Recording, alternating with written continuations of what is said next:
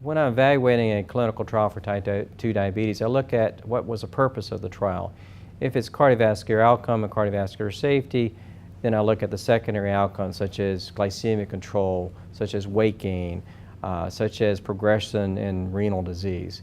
And if I have an agent that actually can decrease cardiovascular risk and events and decrease the progression of nephropathy and have better glycemic control and have weight loss instead of weight gain, those are all big wins. That's important for me. Recent cardiovascular outcome trials have been very important in determining what patients or what drugs we use for our patients. In the LEADER trial, we looked at comparing liraglutide to placebo in patients who are high risk or who had a cardiovascular event. There was about a 13% reduction in the composite endpoint over and beyond what we attained with conventional care with statins, ACE inhibitors, aspirin.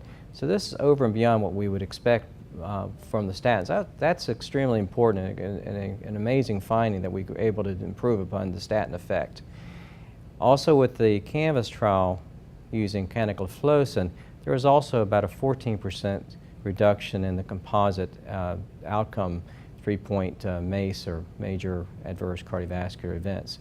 So that also showed that using that SGLT2 inhibitor in patients who had either had an event or at high risk for an event, that they were at lower risk with canagliflozin.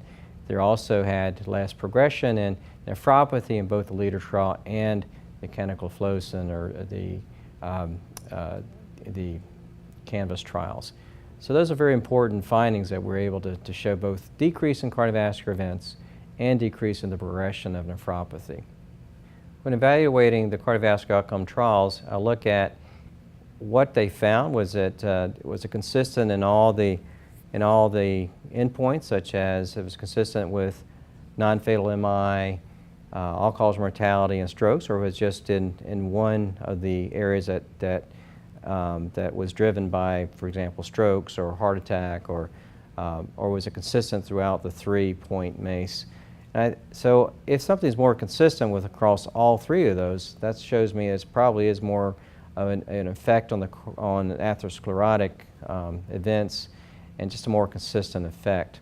Looking at the cardiovascular outcomes trials, it's important to me to look at all of the results, not just the cardiovascular endpoints, but also side effect profile and the tolerability, preferably weight loss versus weight gain, how often they are able to maintain the medication and not stop it for fear of side effects or because of side effects.